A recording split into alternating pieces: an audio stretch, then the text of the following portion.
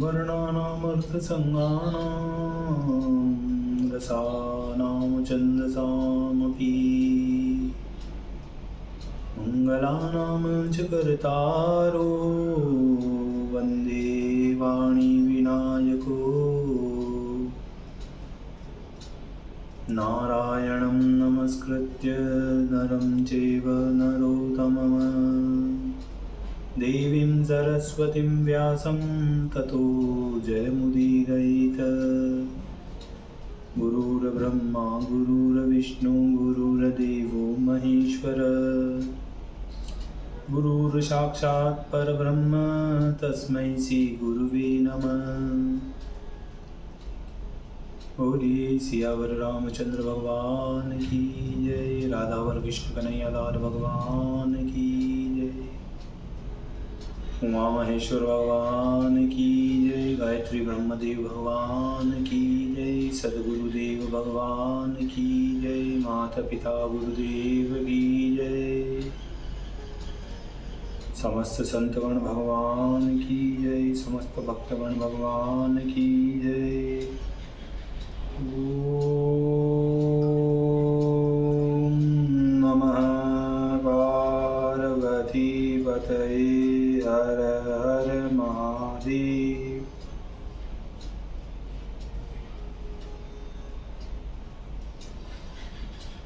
तो मित्रों,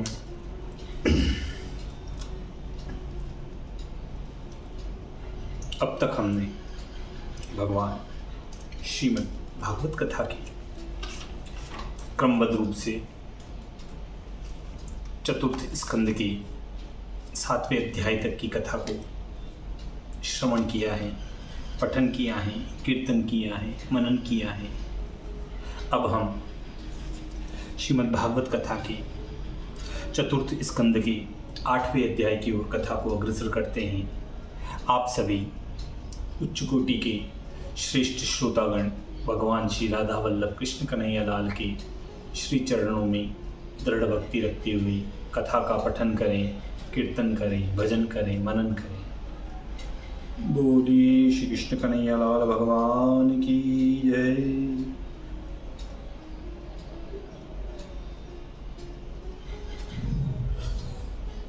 तो कहते हैं कि ध्रुव अष्टम अध्याय में मात वचन सुनिकान गए विपिन तप करने को मिले आए भगवान। तो मित्र जी कहते हैं कि हे विदुर, सनकादिक, नारद, ऋतु, हंस, अरुणी और यति इन ब्रह्मा जी के पुत्रों ने निष्ठिक ब्रह्मचारी होने के लिए गृहस्थाश्रम नहीं किया, उदरवरेता हुए। हे शत्रुदमन, अधर्म भी ब्रह्मा जी का पुत्र हैं, इसलिए उसके वंश का भी वर्णन करते हैं। अधर्म की मृषा नाम की पत्नी में दंभ नामक पुत्र और माया नामनी कन्या उत्पन्न हुई। सो मृत्यु के पुत्र नहीं था, इसलिए उन दोनों को अपने घर उसने रख लिया। ही महामते, दंभ की माया नाम की भार्या में लोभ नामक पुत्र और निष्कृति नाम की पुत्री हुई। लोभ की निष्कृति नाम की स्त्री में क्रोध नामक सुत और हिंसा नाम की सुता उत्पन्न हुई। क्रोध की हिंसा नामनी पत्नी में कली नाम तनय और दुरुक्ति नामनी तनया प्रकट हुई। हे सतम, कली की दुरुक्ति नाम की स्त्री में भय नाम पुत्र और मृत्यु नाम की दुहिता प्राप्त हुई। भय की मृत्यु नाम की स्त्री में निरय नाम का बेटा और यातना नाम की बेटी हुई। हे अनग, संक्षेप से मैंने यह सर्ग वर्णन कर दिया। जो पुरुष 3 बार इस अधर्म वंशावली को सुने, उसके शरीर के सब मल का नाश हो जाता है। हे परीक्षित, पुण्य कांति वाले श्रीमद् भागवत के अंश से जिनका जन्म हुआ, उन स्वयंभू मनु का वंश वर्णन करता हूँ, सुनो। शत्रुपा के पति मनु की भगवान वासुदेव की कला से प्रियव्रत और उत्तानपाद 2 पुत्र हुए और जगत की रक्षा में वह स्थिर रहने लगे। राजा उत्तानपाद की 2 रानियां थी, सुनुति और सुरुचि। सो उनमें सुरुचि पर उस राजा का अधिक प्रेम था और सुनीति जो ध्रुव जी की माता थी वह राजा को प्यारी नहीं थी। एक दिन की बात है, वह राजा सुरुचि के पुत्र को गोद में लिए बिठाकर खिला रहे थे। उसका नाम उत्तम था। उसी समय ध्रुव जी भी कहीं से वहां आ गए और जब पिता की गोद में बैठने को वह ध्रुव जी उपस्थित हुए तब पिता ने उनका अभिनंदन नहीं किया और आरोहण करने की इच्छा करते हुए अपनी सौत के पुत्र ध्रुव जी को सुनाकर सुरुचि ने राजा के सन्मुख ईशा से अभिमान के वचन कह दिए। सुरुचि बोली कि हे पुत्र, आप राजकुमार हो तो भी राज सिंहासन के बैठने योग्य नहीं हो, क्योंकि तुमने मेरी कोख से जन्म नहीं लिया है। अरे अभी तू बालक है, इसीलिए तुझे इस बात का कुछ ज्ञान नहीं कि मैंने दूसरी स्त्री के गर्भ से जन्म लिया है। जो चेष्टा तू करता है वह मनोरथ तेरा बहुत दुर्लभ है। यदि तू राज सिंहासन की इच्छा करता है तो तब से आदि पुरुष परमात्मा की आराधना कर। जब उनकी कृपा से मेरे गर्भ में तू जन्म लेगा तब तू राज सिंहासन पर बैठने की इच्छा करना। तब मैत्रेय जी कहते हैं कि सौतेली माता के दुर्वाक्यों को कठिन वाणों से बींधा हुआ वह ध्रुव रोष से श्वास लेता हुआ दंडहत उरक के सदस्य मौन साधे हुए और उन सभी को देखता रहा। पिता के पास से रोता हुआ माता के समीप जाता है। क्रोध के मारे अधर होंठ जिसके फड़क रहे हैं, अपने पुत्र ध्रुव को गंभीर श्वास लेता हुआ देखकर उसकी माता सुनीति ने दौड़कर उसको अपनी गोदी में बिठा लिया और जो कुछ उसको सोत ने कहा था वह सब बात पूर्ववासियों के मुख से सुनकर अत्यंत पीड़ी हुई। उसको बहुत पीड़ा हुई और धैर्य को त्याग कर शोक दावाग्नि के मध्य में स्थित लता की नाई कुंभलाकर वह अबला विलाप करने लगी। उस पुत्र के साथ वह माता भी रोने लगी और सोत के वचनों का स्मरण करके वह कमलाक्षी कमलवत लजीले नेत्रों से आंसू बहाने लगती हैं, लंबे लंबे श्वास भरती हैं। दुख के पारे को न पाती वह अबला अपने बालक से बोलती है कि हे मेरे पुत्र, हे ध्रुव, औरों का अपराध मत मानो। जो पहले दूसरे को दुख देता है उसको उसका फल निसंदेह भोगना पड़ता है।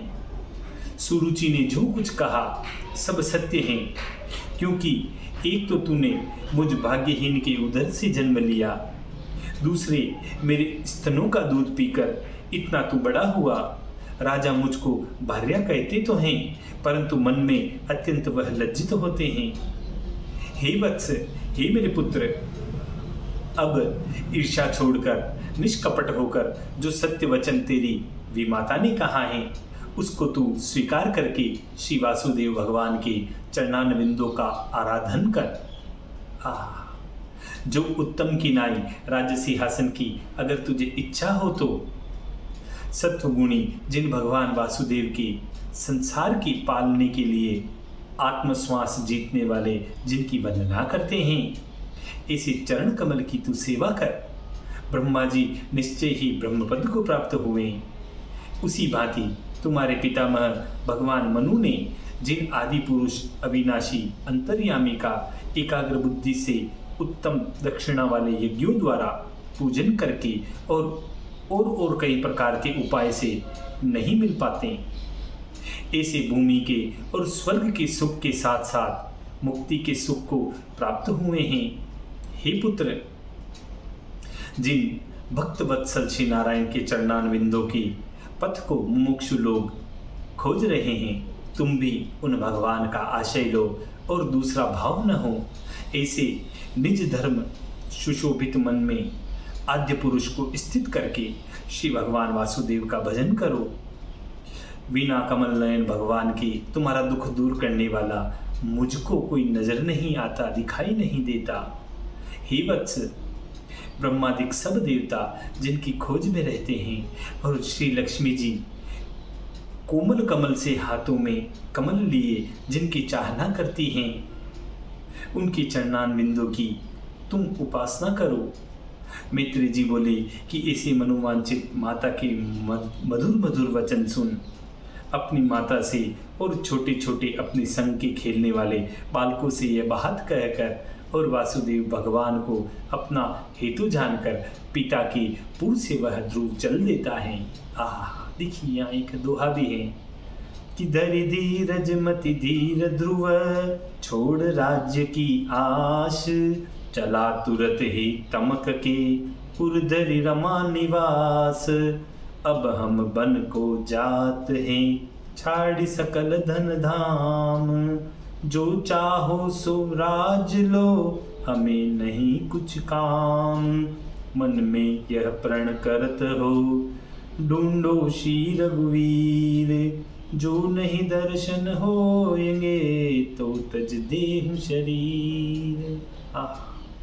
तो आगे कहते हैं कि भगवान के परम भक्त पापनाशक नारद जी इस बात को सुनकर कि ध्रुव वन में जाता है, उनके मन का पूर्ण दृढ़वत जानकर अपना हस्त कमल उस ध्रुव के सिर पर धरकर विस्मित होकर मन ही मन में कहने लगते हैं, अहो क्षत्रियों का तेज ऐसा उग्र है कि यह अपने मान भंग को किंचन मात्र भी सहन नहीं कर सका।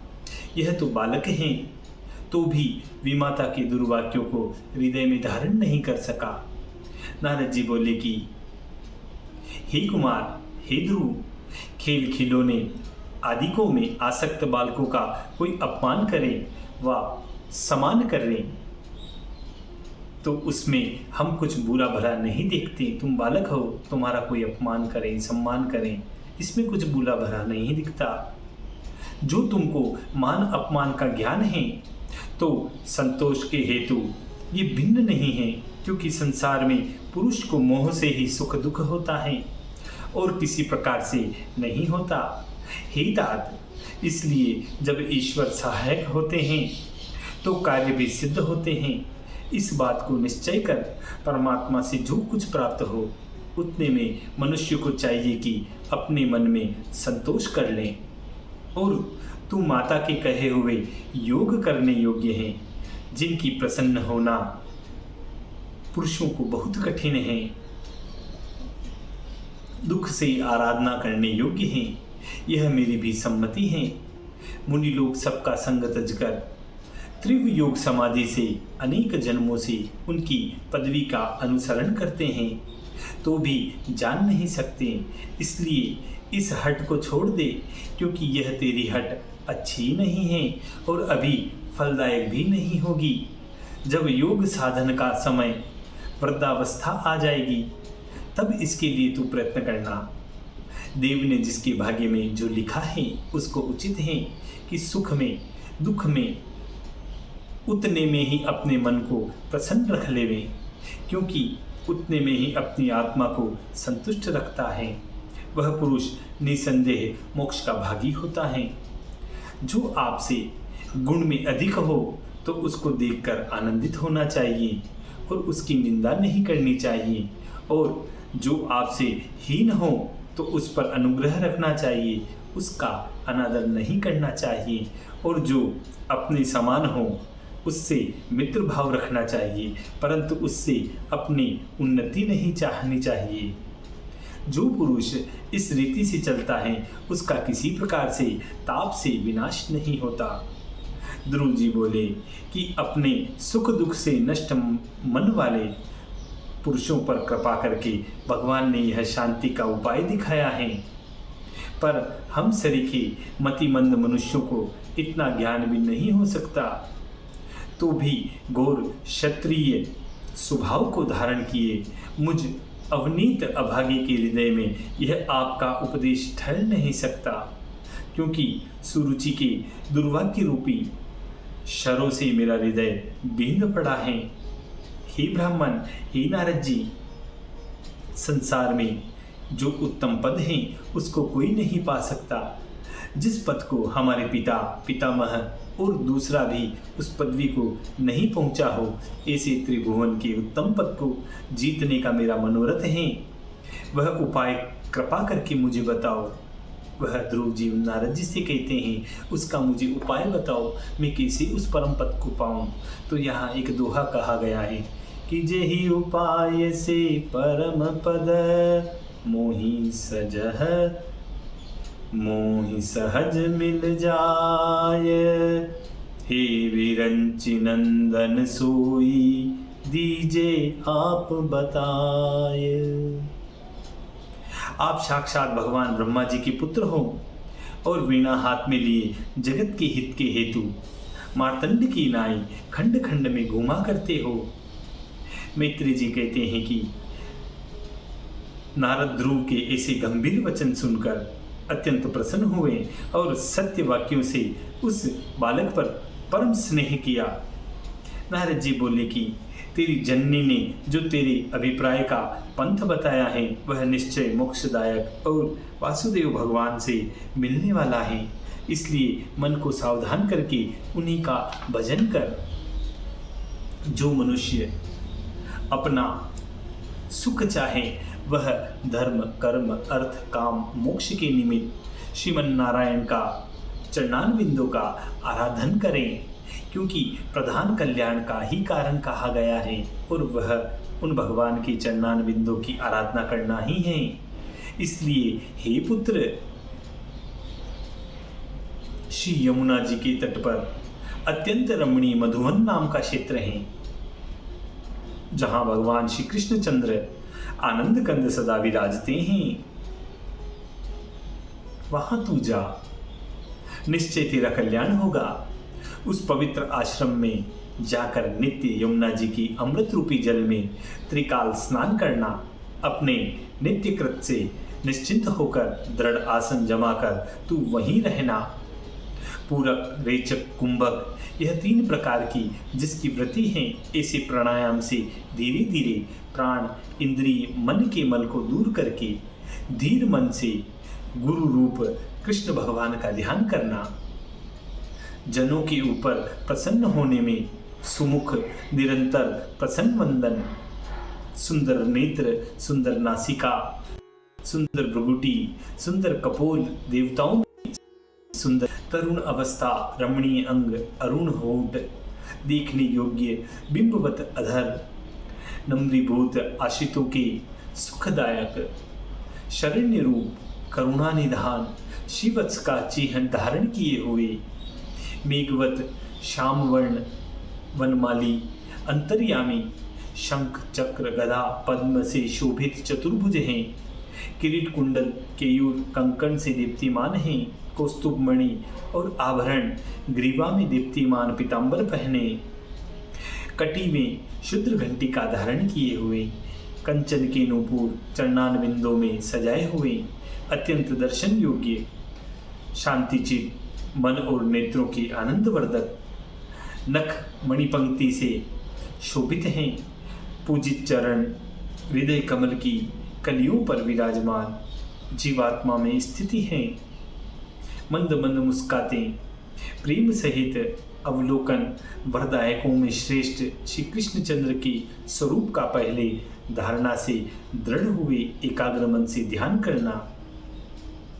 इस प्रकार मंगलदायक श्री यदुनायक के स्वरूप का जो ध्यान करता है, उस पुरुष का मन तुरंत परम आनंदित होकर अन्य विषयों से निर्वृत्त हो जाता है। हे नृपनंदन, परम गुहा जो अपने योग्य मंत्र हैं, सो वह तुम सु जिसको 7 रात्रि मनुष्य जपे तो आकाश के सब देवता प्रत्यक्ष देखने में आते हैं।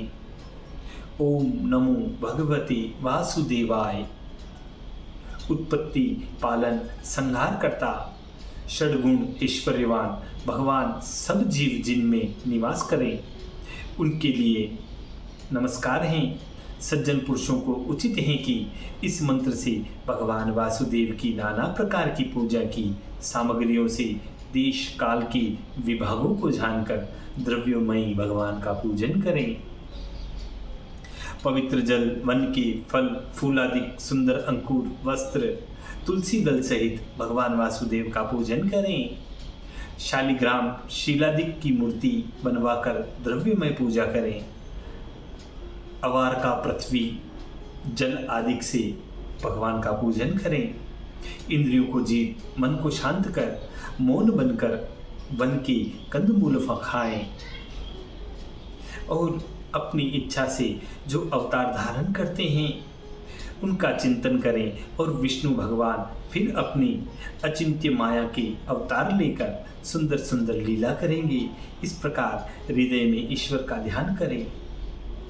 पहले ऋषिश्वरों मुनीश्वरों ने भगवान वासुदेव की परिचर्या जिस प्रकार की है उन्हीं विधान से द्वादशाक्षर मंत्र का उच्चारण करके मंत्र मूर्ति के अर्थ प्रयोग करें। उस प्रकार मन वचन शरीर से मनोगत ईश्वर की परिचर्या करें। इस भांति की सेवा करने से भगवान भक्ति करने वाले को मनोवांछित फल देते हैं। निष्कपट भजन करने से पुरुषों को भाववर्धन करने वाले भगवान धर्म, अर्थ, काम, मोक्ष चारों पदार्थ और जो मन अभिलक्षित धन, पुत्र आदि फल चाहते हैं उसी समय उसको वह दे देते हैं। जो भक्त मुक्ति होने की इच्छा करे वह विरक्त होकर भक्ति योग के दृढ़ किए हुए भाव से साक्षात निरंतर भाव से भगवान के भजन करें।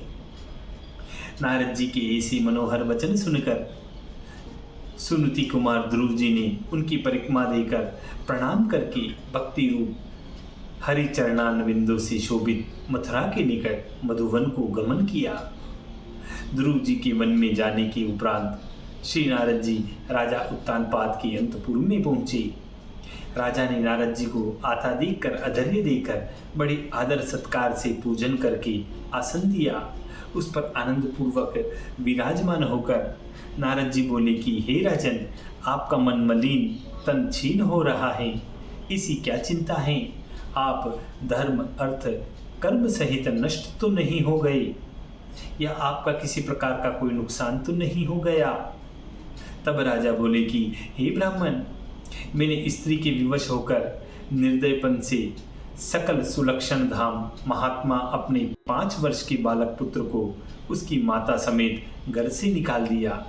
यहाँ पर माता समेत निकालने का तात्पर्य यह है कि उसकी माता सुनीति को भी अनाहत कर दिया था, अनाहत रख रखा था। हे नारद जी, जिनका कोमल मुखारविंद कुमला रहा है, ऐसे अनाथ भूखे थके हुए सोते बालक को कहीं भेड़िया न खा जाए, क्योंकि वन में वह अकेला गया है। हाय मुझे दुरात्मा, दुर्जन, दुर्भागी स्त्री जीत की ओर तो देखो। वह बालक प्रेम से मेरी गोद में चढ़ता था और मुझ जैसे महानीच ने नारी विवश होकर उसको गोदी में नहीं लिया। नारद जी बोले कि हे राजन, आपने अपने पुत्र की महिमा को नहीं जाना। वह बड़ा प्रतापी है और भगवान उसके रक्षक हैं, इसलिए ऐसे सुत को सोचकर तुम अपनी सोच को मत बढ़ाओ। उसके बारे में तुम ऐसा कुछ मत सोचो, क्योंकि जिसका राम रक्षक हो उसका कौन भक्षक। हाँ, इसीलिए यहाँ एक दोहा कहा गया है कि जग में अनुपम यश करे, हरि सकल ब्रह्म जाल, भयो नहे नहीं होय गो, महिमा ही महिपाल। जो लोकपालों से भी न हो सके, ऐसे ऐसे महाकठिन कर्म करके वह ध्रुव तुम्हारा यश विस्तार करता हुआ बहुत शीघ्र घर पर आएगा। तब मैत्रेय जी कहते हैं कि राजा उत्तानपाद नारद जी का यह वचन सुनकर पुत्र का सोच करने लगे और राज्यलक्ष्मी का किंचित मात्र भी आदर न किया। ध्रुव जी ने देवर्षि की आज्ञानुसार मथुरा जी में आकर यमुना जी में स्नान करके वहाँ एक रात्रि उपवास किया। फिर सावधान होकर एकांत चित्त कर भगवान का ध्यान करके 3 रात्रि के अंत में केत और बेरों के आहार से अपने शरीर की स्थिति के अनुसार 1 मास उसने वहाँ व्यतीत किया और अत्यंत प्रीति बढ़ाकर श्री कृष्णचंद्र आनंद कंद की चरणारविंदों का ध्यान करने लगा। देखिए, यहाँ एक शंका आती है कि कटहल, बद्री फल, सूखे पत्र, जल, वायु, इन भोजनों से ध्रुव की भूख भी नहीं गई और उपवास का व्रत भी भ्रष्ट हो गया। तब इन फलों को छोड़कर केवल उपासना ही करके ध्रुव जी ने तप क्यों नहीं किया?